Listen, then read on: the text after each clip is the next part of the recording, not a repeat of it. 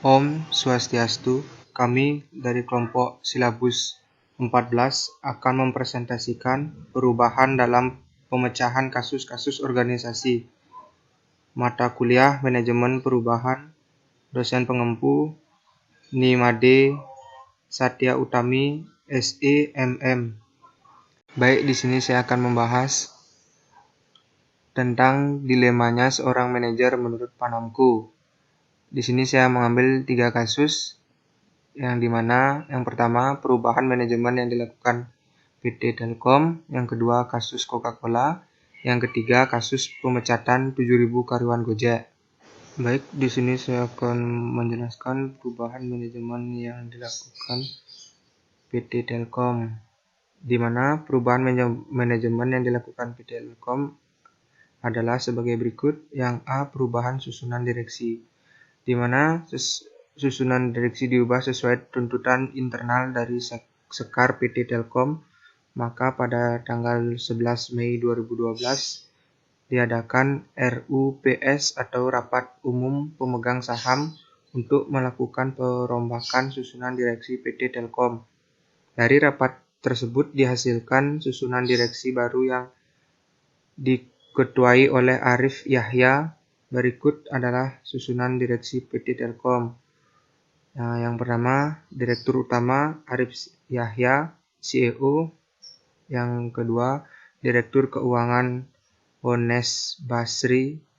Yang ketiga, Direktur Enterprise and Wholesale, di mana M. Waludin. Yang keempat, Direktur Human Capital and General Affairs, yaitu Priyanto Rudito. Yang kelima, Direktur Informasi and Teknologi, di mana Indra Utomo. Yang keenam, Direktur Compliance and Risk Management, di mana Ardiansyah. Yang ketujuh, Direktur Network and Solution, yaitu Rizkan Chandra. Yang terakhir, Direktur Konsumer Sukardi Silahi. Baik, yang B, penyesuaian tugas dan fungsi. Selain mengubah susunan direksi, PT Telkom juga melakukan penyusunan tugas dan fungsi dari direksi-direksi tersebut. Penyesuaian tersebut adalah sebagai berikut. Yang pertama, mengubah nama Direktorat IT Solution and Supply menjadi Direktorat IT Solution and Strategic Portfolio. Yang kedua, menggabungkan Departemen Corporate Communication and Departemen Corporate Affairs untuk memastikan proses kerja yang lebih efektif dan efisien. Yang ketiga, menghasilkan tugas dan wewenang penanganan bisnis di Sigma Wholesale and International dari semua di bawah Direktur Enterprise and Wholesale atau EWS menjadi di bawah Direktur Compliance and Risk Management atau CRM. Dengan demikian, Direktur EWS dapat lebih fokus pada pengembangan Sigma Business Enterprise. Yang keempat, menambahkan tugas dan wewenang Direktur CRM untuk menangani Sigma Business Wholesale and International. Selain tugas dan wewenangnya sebagai Direktur CRM. Yang kelima, menambah tugas wewenang Direktur NWS untuk menangani pengelolaan dan pendayagunaan IT Service Operational and Management untuk mendukung upaya pengembangan bisnis yang sudah berjalan. Yang C, perubahan landscape bisnis. PT Telkom merubah landscape bisnisnya dari bisnis informasi dan komunikasi menjadi telecommunication, informasi and media and education atau TME. Dan yang D, perubahan budaya dan identitas. PT Telkom juga mengubah logo sebagai identitas perusahaannya menyesuaikan dengan tujuan bisnis yang ditetapkan PT Telkom. Baik, di sini ada logonya, logo yang lama Telkom Indonesia. Baik, di sini saya akan menjelaskan kasus Coca-Cola. Perusahaan Coca-Cola merupakan salah satu perusahaan multinasional yang sukses dengan cabang-cabang mendekati 200 negara dan lebih kurang 80% lebih mendapatkan datanya dari bisnis luar Amerika. Coca-Cola diterima sebagai perusahaan global. Bagaimanapun, Coca-Cola cenderung menggambarkan dirinya sebagai perusahaan multi-lokal seperti yang terjadi pada kantor pusat di Atlanta. Tetapi kantor pusatnya dapat berada di mana-mana yang menghadirkan image Coca-Cola dengan wajah lokal. Di setiap negara tempat mereka berbisnis, filosofi Coca-Cola adalah berpikir global dan bertindak lokal. Dia menggambarkan mentalitas manajemen Coca-Cola. Strategi bisnis utama Coca-Cola adalah kebebasan meniru operasional yang cocok sesuai dengan tingkat laku dari pasar sasaran. Pada saat yang sama, perusahaan mencoba membangun pola pikir yang sama tentang pembagian karyawan. Coca-Cola mengatur operasi globalnya melalui 25 divisi operasi yang terorganisasi di bawah 6 kelompok regional: Amerika Utara, Eropa, Asia Pasifik, Timur Tengah, Afrika, dan Amerika Latin. Fungsi tambahan manajemen sumber daya manusia adalah menyiapkan semua divisi yang berada dalam keluarga Coca-Cola, mencatat manajemen sumber daya manusia perusahaan dengan negara pertama, mempropagandakan filosofi umum sumber daya manusia di antara perusahaan. Yang kedua, membangun kelompok internasional level eksekutif untuk tanggung jawab manajemen senior di masa datang. Baik, di sini saya akan melanjutkan materi kasus pemecatan 7.000 karyawan Gojek. Yang pertama, sistem pembayaran Gojek.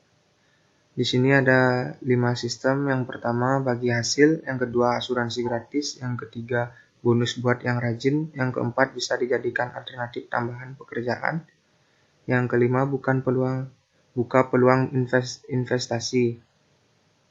Di sini saya akan menjelaskan sistem bagi hasil, di mana Gojek menerapkan sistem bagi hasil 80/20, artinya 80% buat driver, sedangkan pengelola Gojek mendapatkan jatah 20% saja. Seandainya dapat order dengan tarif 100.000, berarti 80.000 masuk kantong driver, pengusaha Gojek hanya mendapatkan 20.000.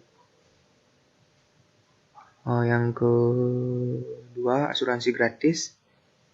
Pegawai Gojek tidak perlu khawatir apabila mengalami kecelakaan dikarenakan Gojek telah memberikan asuransi, dan driver Gojek juga tidak perlu membayar premi sendiri. Yang ketiga, bonus buat yang rajin. Bonus buat yang rajin menerapkan pemberian bonus bagi driver yang rajin mencari order. Setiap kali berhasil melaksanakan 5 order, driver Gojek akan diberikan tambahan uang 50.000. Kalau semisal 10 order yang didapatkan, berarti driver mendapatkan tambahan sebesar 100.000. Yang keempat, bisa dijadikan alternatif tambahan pekerjaan. Driver Gojek sifatnya freelance atau tidak terikat kontrak, jadi bisa saja karyawan Gojek hanya mengambil order di saat malam hari dan weekend, sementara untuk jam-jam pagi sampai siang bekerja di kantor. Yang terakhir, buka peluang investasi, di mana bertambahnya penghasilan lewat Gojek otomatis memiliki uang lebih dari yang biasanya digunakan dalam sebulan. Jadi uang tersebut bisa saja dijadikan suatu peluang investasi meskipun hanya sekedar berada di dalam tabungan. Yang kedua, kasus pemecatan 7.000 karyawan Gojek. Meramatnya bisnis Gojek berbasis online yang sangat menjanjikan membuat ribuan orang akhirnya memutuskan untuk beralih profesi atau hanya melakukan sebagai pekerjaan sampingan sebagai pengendara ojek untuk mendapatkan pendapatan. Semakin maraknya pengendara ojek online, tentunya juga persaingan antara pengendara jasa ojek online itu sendiri. Alhasil tidak sedikit di antara mereka yang melakukan kecurangan demi mendapatkan penumpang dengan membuat orderan palsu atau melakukan order fiktif. Bos Gojek Nadiem Makarim mengatakan ada sejumlah pengemudi Gojek sering kali melakukan order fiktif. Mereka membuat pesanan melalui aplikasi Gojek dengan akun palsu. Order itu seolah-olah ada, padahal mereka tidak mengambil order secara nyata, namun menerima pendapatan jutaan per bulan. Katanya penerima banyak komplain dari pengemudi ojek lainnya. Para driver Gojek yang jujur ini sangat kecewa dan bingung kenapa driver nakal tersebut tidak ditindak oleh perusahaan. Yang ketiga, solusi permasalahan Gojek. Berdasarkan kasus di atas, beberapa solusi yang dapat dilakukan oleh Gojek dari diskusi yang kami lakukan adalah: yang pertama, aplikasi yang digunakan oleh konsumen, pengemudi maupun perusahaan Gojek harus lebih ditingkatkan terutama di bidang keamanan.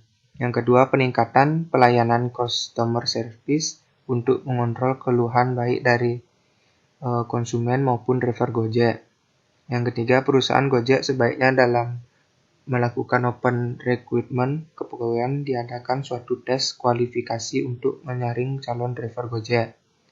Yang keempat, sebaiknya perusahaan Gojek tidak perlu membuat departemen lini baru, yaitu departemen keamanan yang bertugas sebagai pengawas lapangan untuk mengendalikan kecurangan-kecurangan yang ada.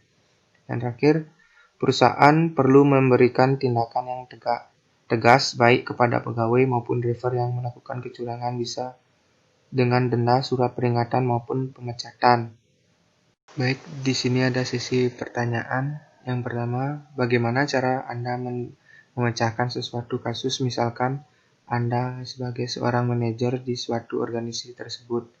Yang kedua, strategi apa saja yang saudara berikan apabila perusahaan Anda mengalami kasus penurunan omset. Yang ketiga, apa tujuan suatu organisasi dalam memecahkan suatu kasus dalam perusahaan.